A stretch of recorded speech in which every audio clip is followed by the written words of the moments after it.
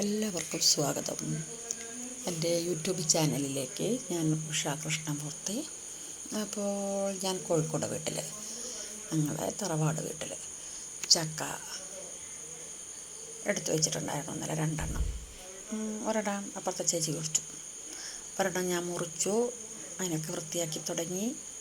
അതിൻ്റെ മടലും കൂഞ്ഞിയും ഞവണിയും എല്ലാം മാറ്റി ചുളയെല്ലാം എടുത്ത് മുറിച്ചു പാത്രത്തിലിടാൻ പരുവത്തിനാക്കി വെച്ചിട്ടുണ്ട്. അങ്ങനെ പെട്ടെന്നെല്ലാം നന്നാക്കി കഴിഞ്ഞു. ഒരു അരമണിക്കൂർ എടുത്തിട്ടോ പെട്ടെന്നെന്ന് പറഞ്ഞാൽ എല്ലാം കൂടി വൃത്തിയാക്കി എടുത്ത് വരുമ്പോഴേക്കും ഒരു അരമണിക്കൂറായേ. അങ്ങനെ അതെല്ലാം കഴിഞ്ഞുകൊണ്ടിരുന്ന് എല്ലാം ഞാൻ കുക്കറിലോട്ട് മാറ്റി. അപ്പോഴാണ് അതിൻ്റെ ഞവണിയും കൂഞ്ഞിയും ഒന്നും പണ്ടത്തൊക്കെ പോലെ ഇപ്പം ആരും അത് തോരൻ വയ്ക്കാനോ വറക്കാനോ ഒന്നും എടുക്കുന്നില്ല. ആടിന് കൊടുക്കാമെന്ന് വെച്ചു. എൻ്റെ ചേച്ചിക്ക് 2 ആടുണ്ട്, ഒരു കുഞ്ഞുണ്ട്. അങ്ങനെ 3 പേരുണ്ട്. ഒരമ്മയും 2 കുട്ടികളുമായിട്ട്. ചെറിയ കുട്ടികളല്ല, വലിയ ആണാടാണ്, പെണ്ണല്ല, ആൺകുഞ്ഞുങ്ങളാണ്. അപ്പോൾ അവർ തിന്നാൻ കൊടുക്കാൻ വേണ്ടി ഇന്ന് അത് കഴിഞ്ഞപ്പോൾ ഫോട്ടോ എടുക്കണം തോന്നി എനിക്ക് ആടുകുട്ടികളെ. ഞാനൊരു ഫോട്ടോ ഒക്കെ എടുത്തുകൊണ്ടിരിക്കുമ്പോഴാണ് അമ്മയാട് ഞാൻ വിളിച്ചപ്പോൾ എന്നെ നോക്കുന്നു. എൻ്റെ അടുത്തേക്ക് വന്നിട്ട് ഫോട്ടോയിലേക്ക് ക്യാമറയിലോട്ട് നോക്കുന്നു, എൻ്റെ ഫോണിലോട്ട് നോക്കുന്നു.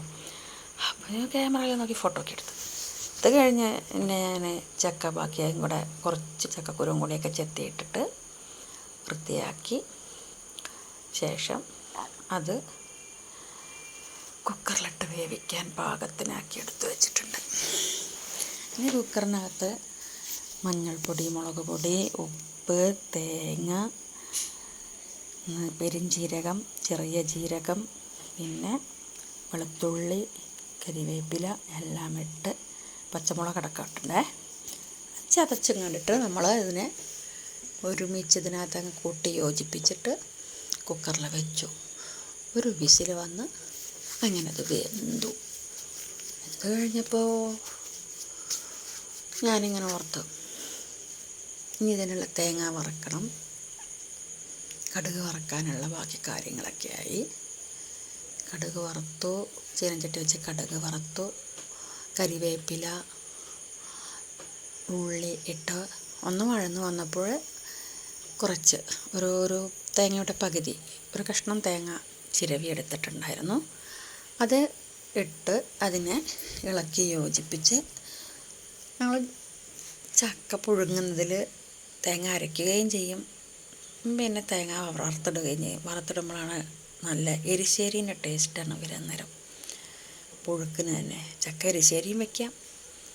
അങ്ങനെ ചക്കയ്ക്കകത്ത് എല്ലാം ഒഴിച്ച് പിന്നെ കടുക് വറുത്തതും ഇട്ട് നന്നായിട്ട് ഇളക്കി യോജിപ്പിച്ച് നല്ല ടേസ്റ്റിയായ ചക്കപ്പുഴുക്ക് ഇവിടെ റെഡിയാക്കി. അങ്ങനെ ചക്കപ്പുഴുക്ക് കഴിക്കണേന് എടുത്തു വെച്ചപ്പോൾ ഉച്ചയ്ക്കല്ലേ ചോറ്, പിന്നെ ചക്ക തിന്നാൽ പിന്നെ ചോറ് അത്രയൊന്നും കഴിക്കാൻ പറ്റില്ല. അതുകൊണ്ട് ചക്ക കൂടുതലെടുത്ത് വെച്ച് കഴിക്കാൻ ചക്കയെടുത്ത് കഴിച്ച് അങ്ങനെ ചക്കേൻ്റെ ഒപ്പം എന്താ കഴിക്കണതെന്ന് നോക്കിക്കേ. എൻ്റെ നാട്ടിൽ കോഴിക്കോട് വീട്ടിൽ വരുമ്പോൾ മാത്രം കഴിക്കുന്ന ഒരു സാധനമാണേ.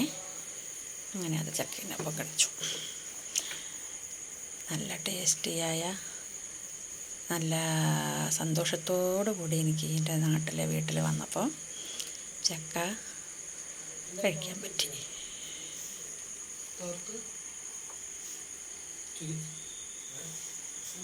അങ്ങനെ ഞാൻ ചക്കയും കൂട്ടി ചോറും ഉണ്ടു. ഇനി വീഡിയോ ചെയ്ത് വെച്ചിട്ട് ബാക്കി കാര്യങ്ങളൊക്കെ ചെയ്യാമെന്ന് വിചാരിച്ചു. പിന്നെ സൗകര്യം പോലെ നമുക്ക് അപ്ലോഡ് ചെയ്യാമല്ലോ. അങ്ങനെ എല്ലാവരും എൻ്റെ നാട്ടിലെ വിശേഷങ്ങളൊക്കെ ആയിട്ട് കുറേ വിശേഷങ്ങളൊക്കെ പറയാണ്ട് കുറേ വീഡിയോ എടുക്കണം എന്നൊക്കെ വിചാരിച്ചതാണ്. പക്ഷേ വെയിലിൻ്റെ ചൂടുകൊണ്ട് അങ്ങോട്ടും പോകാൻ പറ്റിയില്ല. എല്ലാവരും കണ്ടെന്നെ സപ്പോർട്ട് ചെയ്യണം, ചാനൽ സബ്സ്ക്രൈബ് ചെയ്യണം. Thank you for watching.